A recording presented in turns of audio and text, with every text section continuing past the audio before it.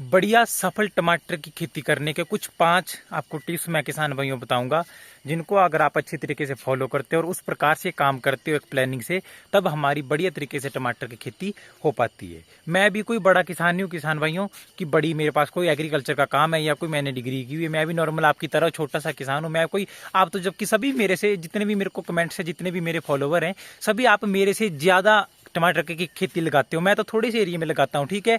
पर ये है कि जितनी की मेरे को जानकारी है नॉर्मल, जिनके प्रोडक्ट्स को मैंने पिछले साल या उससे पिछले साल या 5-6 सालों से मैं यूज़ करता आ रहा हूँ, या जिनके मेरे को रिजल्ट्स मिले, चाहे मैं 1000 पौधे पे यूज़ किया, चाहे मैंने 2000 पौधे पे, चाहे मैंने कितने छोटे से एरिया में किया है। मेरे पास कोई बड़ा खेती का प्लॉट नहीं है, नॉर्मल सा किसान हूँ। लेकिन यह कि जो जानकारी मैं अपने किसान भाई को देता हूँ और उसके 99% अब लोगों को रिजल्ट्स मिल रहे हैं। जो भी मैं मेडिसिन रिकमेंड करता हूँ उनके मेरे सभी किसान भाइयों को रिजल्ट्स मिल रहे हैं। तो मैं आपको ऐसी कुछ टॉपिक बताऊंगा या कुछ चीज़ें बताऊंगा। अगर आपको ये अच्छी लगे तो कम से कम किसान भाई 500 शेयर इस वीडियो पे होने चाहिए। हर किसान भाई मेरा जो भी मेरे को पसंद करता है या जो भी मेरी वीडियो को पसंद करता है, वीडियो को शेयर जरूर करना। आपसे एक ही रिक्वेस्ट है, इस शेयर के बदले आपके लिए मैं वीडियो बनवा रहा हूँ, ठीक है। आप शेयर करो, मैं आपके लिए ऐसी जानकारी लेकर आता रहूँगा। तो सबसे पहले मेन बात होती है किसान भाइयों कि जब भी आप टमाटर की खेती करते हो, चाहे किसी भी मौसम में कोई भी आप सीड लगाते हो, ठीक है, सबसे पहले एक प्लानिंग आपको होनी चाहिए कि जब भी टमाटर की खेती आपने पौधे प्लांटेशन कर दी, पौधे अपने खेत में लगा दिए, तो उसके बाद आपका ये परफेक्ट होना चाहिए कि डेली हमारे खेत में जो भी यहाँ भी आपने किसी भी प्रकार की को खेती की है, डेली खेत में एक चक्कर एक राउंड लगना चाहिए। बाई चांस होता है कि हम नहीं खेत में जा पाते हैं, लेकिन डेली एक प्रकार से हर क्यारी में आपको घूमना चाहिए, हर प्रकार के देखने चाहिए। क्योंकि जब कोई भी खेती में हमारे रोग लगता है, कोई भी किसी भी प्रकार से, चाहे फंगल रिलेटेड है चाहे बैक्टीरिया रिलेटेड है, कोई भी रोग लगता है तो एकदम से हमारी खेती में नहीं लगता, वो पहले थोड़े थोड़े स्टेप से लगता है। अगर सड़ने की बीमारी लगेगी या मक्खियों की लगेगी या वायरस की लगेगी, वो छोटे से एरिया से लगेगा, वो एक पौधे में होगा पहले। तो अगर हम डेली चक्कर मारेंगे, क्योंकि बहुत से किसान भाई सोचेंगे अब कि यार डेली कौन चक्कर मारे हर क्यारी में, लेकिन ये कि कम खर्चा भी होगा आपको। अगर आप पहले रोग को पकड़ लोगे तो उतना आपका खर्च नहीं आएगा, ठीक है। जैसे मान के चलो आपने खेती की, आज आप देखो आकर खेती में देखो, अपने चेक करो अच्छे तरीके से, ठीक है, कोई आपको दिक्कत नहीं आ रही। जिस दिन आपको खेती में लगा कि कोई पत्ते से टूट रहे हैं, मुड़ रहे हैं, एक पौधे से रोग हमारा शुरू होता है। ऐसा नहीं होता किसान भाइयों कि आपके पूरे खेत में एक ही दिन में रोग लग जाएंगे सारे ही। पहले वो एक पत्ते में हो गई या नीचे वाले पत्ते में हो गई, यहाँ पत्ते पे लगेगी या एक पौधे में लगेगा, ठीक है।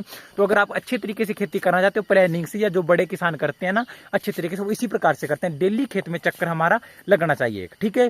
दूसरा किसान भाइयों, अगर रेट के लालच में कभी भी टमाटर की खेती ना करें, ठीक है, क्योंकि जिस प्रकार का भी प्राइस चल रहा है, बहुत से किसान भाई दुखी हैं, सोच रहे हैं कि यार क्यों लगाए टमाटर। या बहुत से आते हैं मेरे को डेली कमेंट्स, यार मेरे को डीएम करते हैं लोग कि यार हमने रेट नहीं आ रहा है, क्या करें।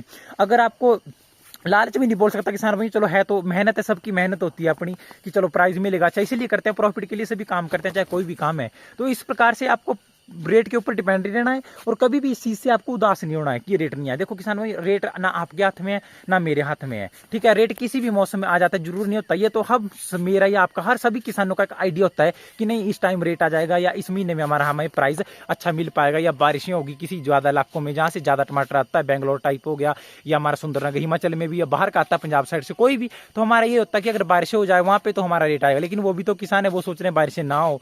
तो हर चीज का एक मतलब वो है। तो आपको एक प्लानिंग से टमाटर लगाने चाहिए, कि मैं शुरू में भी बताया था कि आपको एक गैप में छोड़कर टमाटर लगाने चाहिए, क्योंकि हो जाते हैं अगर आप केयर करोगे, मतलब एक प्लांटेशन आपने अभी कर दी, एक की आप अभी नर्सरी डाल दो, 1 महीने का गैप पड़ेगा, तो दो तीन स्टेप में आप इसे लगा दोगे, तो मेरे मानना यह है कि आपकी अच्छी खेती ग्रो कर पाएगी, ठीक है। तो इन चीजों का आपको ध्यान रखना कि आप प्लानिंग से काम करोगे ना, कि अभी एक की प्लांटेशन लगा दी, एक की नर्सरी डाल दी, तो बाद में क्या होगा कि एक की हमारी हार्वेस्टिंग शुरू हो जाएगी, एक में हमारे बढ़िया प्रोडक्शन लगनी शुरू हो जाएगी, मतलब तैयारी में होगा माल। अगर 1 महीने आपको रेट नहीं मिलेगा तो तुक्का किसान भाई दूसरे महीने में मिल जाएगा, ठीक है। ये चीज को आपको ध्यान रखना है। बाकी है कि थोड़ा सा हम कर जाते हैं कि यार रेट मिल जाता ज्यादा, ये वो, ऐसा नहीं होता नहीं है, क्योंकि ये तो भगवान भरोसे, क्योंकि हम ऐसे नहीं बोल सकते कि प्राइस मिलेगा ही मिलेगा, ये तो कोई चीज नहीं है। बाकी ये कि अगर प्लानिंग से आप काम करते हो, आपने मान के चलो, और खेत में सबसे ज्यादा मेन बात मैं हमेशा आपको बताता हूं मेरे किसान भाइयों, अभी किसान भाइयों 50 से 60% हमारे किसान भाइयों के क्या है कि फलों में फल सड़न लगा हुआ है, काले होकर फल गिर रहे हैं, फंगस लग रहा है, फलों का पूरे गुच्छे के गुच्छे सड़ रहे हैं। ये किस कारण होता है किसान भाई, मैंने पहले भी बताया है। देखो अगर आप अच्छी तरीके से देखो, ये बेड़ है हमारी, ठीक है, बिल्कुल क्यारी साफ है, खरपतवार का नामो निशान नहीं है इसमें। अगर आप बढ़िया बेड़ जिसमें कि बारिश का पानी 1% भी ना रुके, नमीपन रहेगा, नॉर्मल मात्रा में रहेगा हमारे साइडों में, बीच में हमारे किसी भी प्रकार का कोई नमीपन, कोई खरपतवार नहीं है, ये देखो ये देखो, इससे क्या होता है किसान भाइयों कि हमारी खेती बढ़िया होती है, क्योंकि जो ये डिजीज लगते हैं, फंगस हो गया, ये नमीपन की मात्रा और मॉइस्चर की मात्रा में लगता है, और उन्हीं के क्षेत्र में लगता है किसान भाइयों जो जहाँ पे आपने बेड़ अच्छी नहीं रखी है, खरपतवार आपके खेत में बहुत ज़्यादा है, उन जगहों में ज़्यादा दिक्कत आती है। क्योंकि अभी बहुत से किसान भाइयों की खेती तबाह हो रही है। अब मैं मेडिसिन भी क्या रिकमेंड करूँ किसान भाइयों, जब खेत में नमीपन की मात्रा ज़्यादा है, ठीक है, खरपतवार खेत में पड़ा हुआ है, बेड़ बिल्कुल ही घनी, बिल्कुल इससे भी छोटी छोटी बेड़ बनाई हुई, एक क्यारी यहाँ पे है, दूसरी यहाँ पे, इतने एरिया में 3 आ जाएगी उनकी।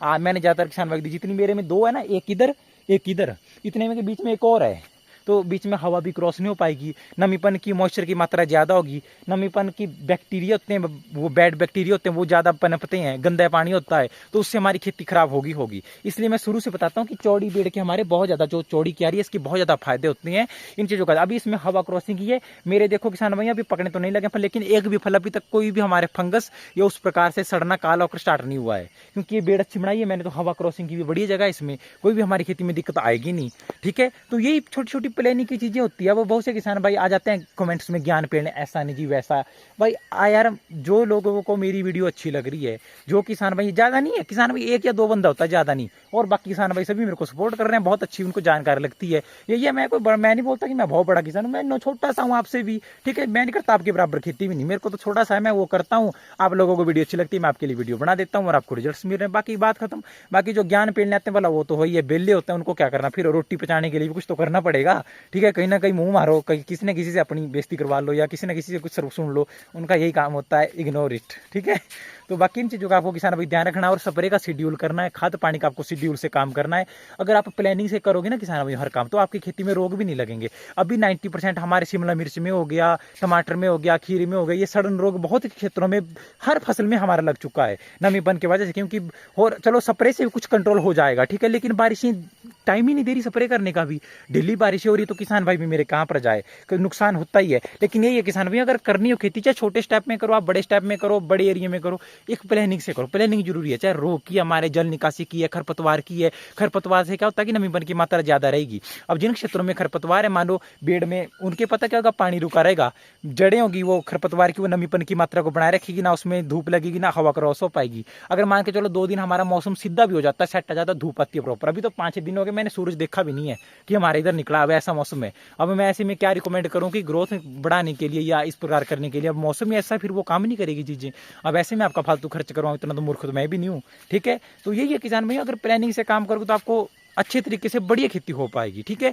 तो मेरे सभी किसान भाई से रिक्वेस्ट है कि कम से कम 500 शेयर इस वीडियो पे होने चाहिए, कम से कम 500 शेयर, तभी मैं आपके लिए रेगुलर वीडियो लेकर आऊंगा। अदरवाइज मैं कभी कभी वीडियो लेकर आऊंगा, डेली वीडियो मैं आपके लिए लेकर नहीं आऊंगा, ठीक है मेरे किसान भाइयों। तो जय हिंद, जय किसान, जय जवान। तो किसान भाई मिलते हैं किसी नई वीडियो में।